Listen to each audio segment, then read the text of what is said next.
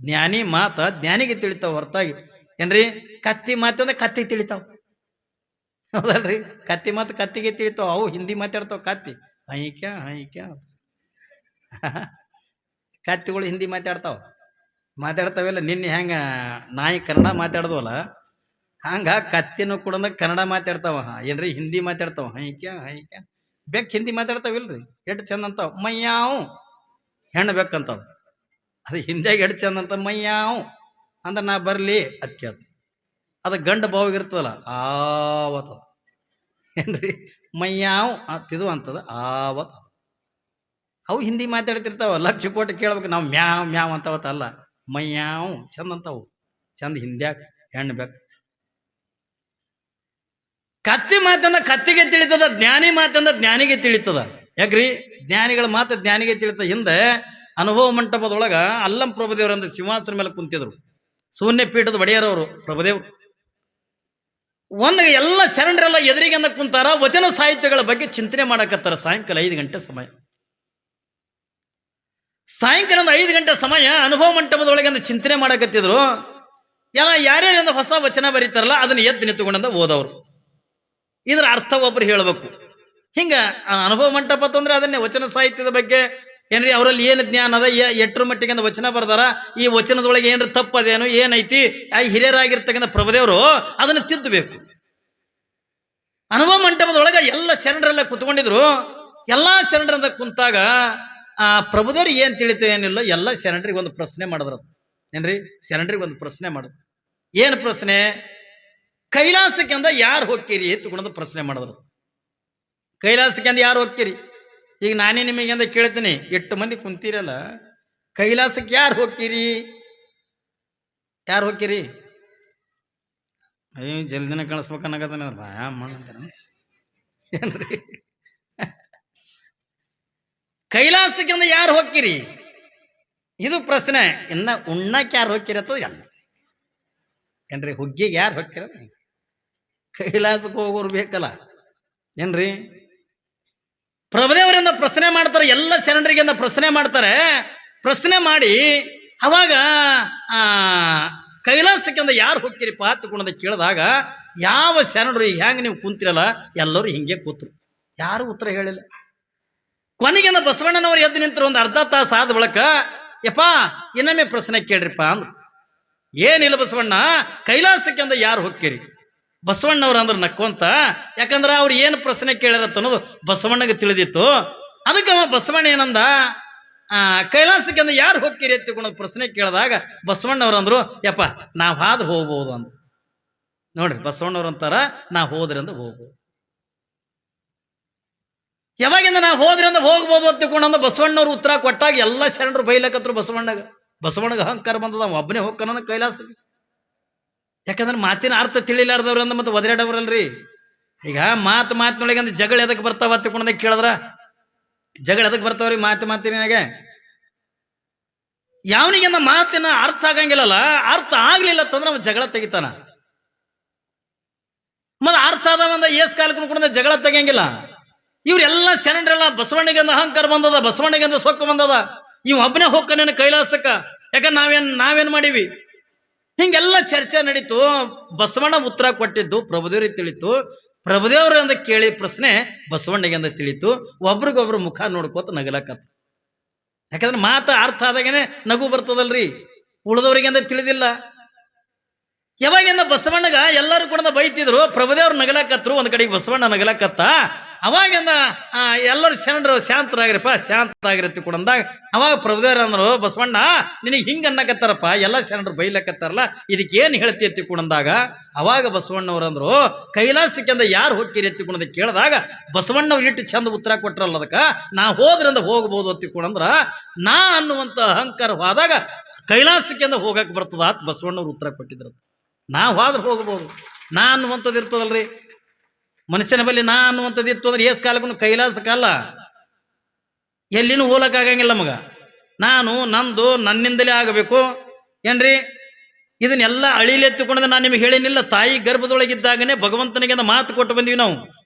ಅಲ್ಲಿ ನಾನು ನಂದು ನನ್ನಿಂದಲೇ ಏನ್ರಿ ನನಗಾಗಿ ಎತ್ತಿಕೊಂಡ ನಮ್ಮಂಥದ್ದು ಏನೈತಲ್ಲ ಇದನ್ನ ಎಲ್ಲಾನು ಕೂಡ ಬಿಡಬೇಕತ್ತಿಕೊಂಡ್ರೆ ನಾವು ತಾಯಿ ಗರ್ಭದಿಂದ ಭೂಮಿಗೆ ಬರಾಗ ಭಗವಂತನಿಗೆ ಮಾತು ಕೊಟ್ಟು ಬಂದಿವಿ.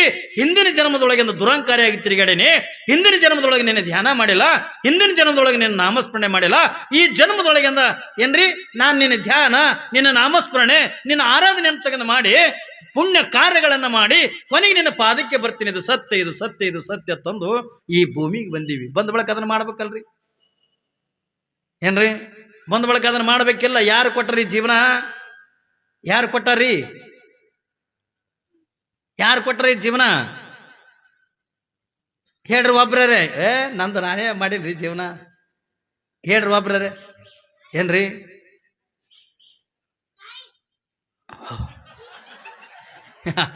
ಇಲ್ಲ ಪಾಪ ಅವ ಕೇಳ್ಯಾನ, ಮೊದಲು ಹೇಳಿನಲ್ಲಿ ಇದನ್ನು. ಅವನು ನೆನಪೇಟ್ಟದ ನೋಡ್ರಿ. ಆ ಹುಡುಗಿದ್ದಟ್ಟು ನೆನಪು ನಿಮಗಿಲ್ಲ ಏನ್ರಿ?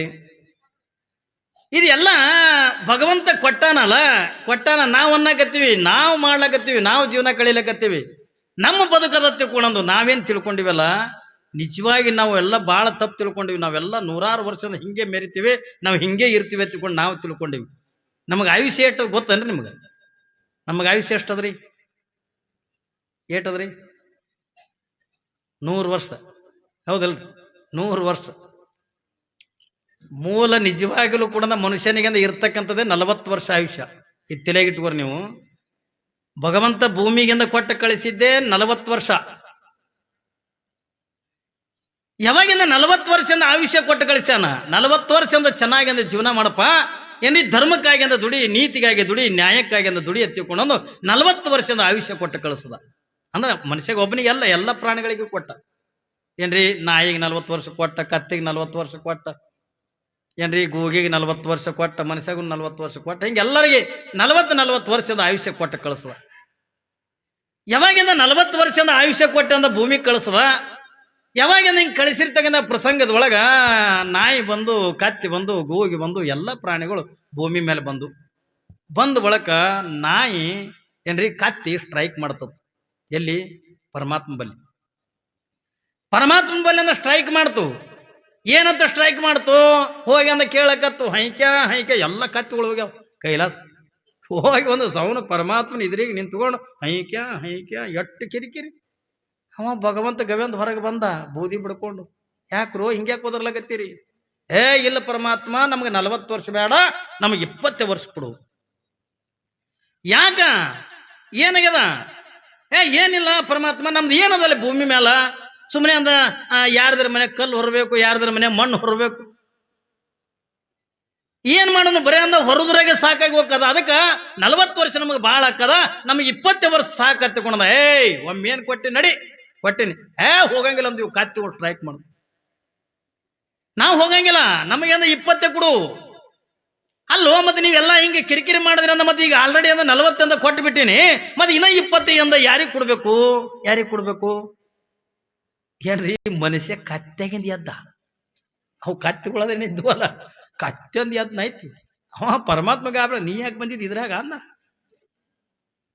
ಕತ್ತಿಗಳದಾಗ ಎದ್ದು ನಿಂತ ನೀವ. ನಿನ್ನೇನು ಕೆಲಸ ಅದ್ರು? ಅವು ಕತ್ತಿಗಳನ್ನ ಬ್ಯಾಡ ಹತ್ತುಕೊಂಡು ನನಗೆ 20 ವರ್ಷ ಸಾಕತ್ತಿಕೊಂಡು ಬಂದವ. ನೀ ಕತ್ತಿಗಳದ ನೀ ಯಾಕೆ ಬಂದಿ ಅಂದ್ಕೊಳ್ಳೇನೆ ಇವ ಅಂದ. ಪರಮಾತ್ಮ ಕತ್ತಿದಂದು 20 ನನಗೆ ಬ್ಯಾಡೋ, ಕತ್ತಿ ಅಂತ ಕತ್ತಿ ಬ್ಯಾಡ ಅಂತದ. ಆದ್ರೂ ನೀ ಬೇಕಂತಿದೆಯಲ್ಲ. ಇಲ್ಲಿಲ್ಲ, ಅವ್ರು 40 ಸಾಕಾಗಲ್ಲ ನನಗ. ಕತ್ತಿದೊಂದು 20 ಬ್ಯಾಡೋ, ಭಾಳ ಹಾಕವ. ಇಲ್ಲಿಲ್ಲ, ನನಗೆ ಕತ್ತಿದೊಂದು 20 ಕೊಡು ಅಂದ ಕೂಡನ ತಥಾಸ್ತು ಅಂದ. ಏಟಾದ್ರು ಮನುಷ್ಯಾಗ? 60 ಆದ್ರು. ಇವು 20 ಯಾರು? ಕತ್ತಿ. ಯಾವಾಗ ಕತ್ತಿ ಹೋಗಿ ಸ್ಟ್ರೈಕ್ ಮಾಡಿ ಬಂದವನ ಸುದ್ದಿ ಇಡೀ ಎಲ್ಲ ಕಡೆ ಗೊತ್ತಾಗ್ಬಿಡ್ತು, ಎಲ್ಲ ಪ್ರಾಣಿಗಳಿಗೆ ಗೊತ್ತಾಯ್ತು. ಯಾವಾಗ ಎಲ್ಲ ಪ್ರಾಣಿಗಳಿಗೆ ಗೊತ್ತಾಗಿ ನಾಯಿಗಳು ಹಾದು ಆಯ್ತು. ನಾಯಿ ಹೋಗಿ ಕೈಲಾಸ ಓದರ್ಬೇಕ. ನೋಡ್ರಿ ಅಲ್ಲ, ನಮ್ಮ ಮೊನ್ನೆ ಹೇಳಿಲ್ರಿ, ನಮ್ಮ ಮಠದಾಗ ಏನ್ರಿ ನಮ್ಮ ಗುರುಗಳ ಗದಿಗೆ ಮುಂದೆ ಒದರ್ತಾವ ನಾಯಿ. ಅಂದ್ರ ಅವ್ರು ದೊಡ್ಡಪ್ಪ ಮಾರದ್ರ ತಿಳ್ಕೊಂಡು ನಾ ಹೇಳಿನಲ್ಲಿ ನಿಮ್ಗ. ಅವ್ರ ಸಂಸಾರಿಕರವರು ಹೆಂಡತಿ ಜೀವಂತಿದ್ದ ಕೆಟ್ಟ ಕಿರಿ ಮಾಡ್ತಿತ್ತು.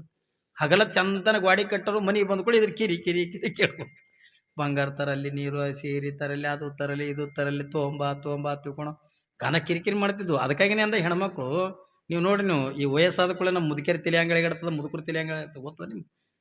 ಆ ಮುದುಕೇರಿ ತಲೆ ಹಂಗಳಿಗಾಡ್ತದ, ಸೀರೆ ತುಂಬ ತುಂಬ ಹಿಂಗೆ ವಯಸ್ಸಾದ ಕೂಡ ಹಿಂಗಳಿಗಾಡ್ತದ, ಬಂಗಾರ ತುಂಬ, ಬೆಳ್ಳಿ ತುಂಬ, ಅದು ತುಂಬ, ಇದು ತುಂಬ ತುಂಬ ಅಂದ ಕೂಡ ಮುದುಕರಾದ ಬಳಕ ನಾವು ಮುಂದೆ ಹಿಂಗಳಿಗಾಡ್ತದ.